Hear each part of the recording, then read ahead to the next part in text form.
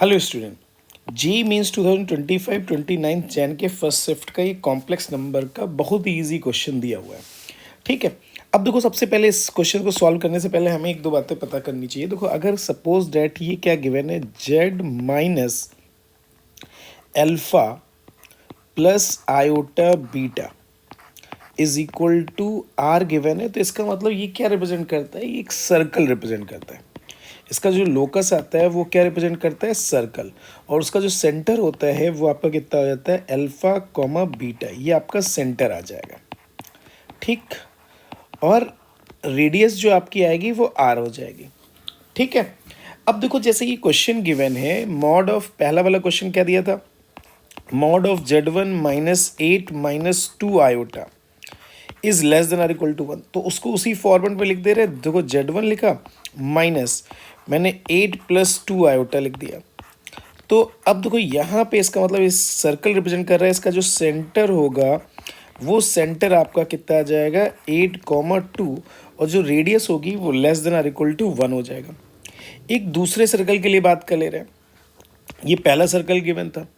अब दूसरे सर्कल के लिए बात कर ले रहे हैं, Z2 माइनस 2 कॉमन ले लिया, 2 माइनस 6 आयोटा आ गया। ठीक, less than or equal to 2 आ गया, तो इस वाले का जो सेंटर आ जाएगा वो आपका आ जाएगा 2 कॉमा माइनस 6 आ जाएगा। रेडियस कितनी आ जाएगी, less than or equal to 2 आ जाएगा। अब देखो ये दो सर्कल हमने बना लिया, एक सर्कल ये गिवन है, ठीक, एक सर्कल देखो ये गिवन है, और एक सर्कल ये गिवन है। ठीक, ये दो सर्कल गिवन थे। ठीक है, अब ये दो सर्कल गिवन है, अब ये दो सर्कल गिवन है, एक की रेडियस क्या कहा जा रही है, यानी कि इसका सेंटर कितना गिवन है, पहले वाले का 8,2, और उसकी जो रेडियस है वो 1 से लेसर है। और दूसरा जो सर्कल गिवन है वो उसका जो सेंटर दिया है 2,-6, और रेडियस क्या दिया है, 2 से लेसर है। अब देखो ये जो Z1 जो पॉइंट है, यानी इसका मतलब जो सर्कल जो लाई करेगा वो इनसाइड कहीं भी हो सकता है। देखो ये भी सर्कल, ये भी सर्कल, ऐसे ये बहुत सारे सर्कल इसमें हो जाएंगे। लेस देन इसमें भी दिया, इसमें भी बहुत सारे ऐसे सर्कल्स आ जाएंगे।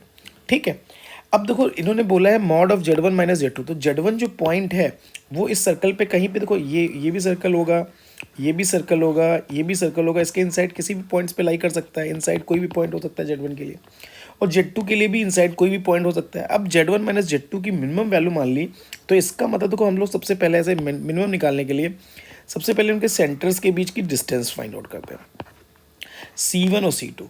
और जो ये A पॉइंट और B पॉइंट होगा, तो ए बी जो होगा वो minimum of mod of Z1 minus Z2 हो जाएगा, यानी उनके बीच की सबसे मिनिमम डिस्टेंस हो जाएगी। ठीक है, तो यानी इसका मतलब mod of Z1 minus Z2 minimum जो आएगा वो आपकी वैल्यू कितनी हो जाएगी, ए बी आ जाएगी। और जो ए बी की जो वैल्यू होगी, अब देखो ए बी की वैल्यू कैसे फाइंड आउट कर ले रहे हैं, ए बी की हमने वैल्यू क्या फाइंड आउट के लिए पहले C1 C2 के बीच की डिस्टेंस निकाल दिया, उसमें से ये वाला पार्ट और ये वाला पार्ट माइनस कर दिया। ठीक, तो इसका मतलब क्या आ जाएगा, C1 C2 माइनस पहले वाले सर्कल की रेडियस 1 और ये 2, तो आप सेंटर की डिस्टेंस निकालोगे तो डिस्टेंस कितना आ जाएगा, 8 माइनस 2 का स्क्वायर प्लस 2 और प्लस 6 का स्क्वायर माइनस कितना आ जाएगा, 3।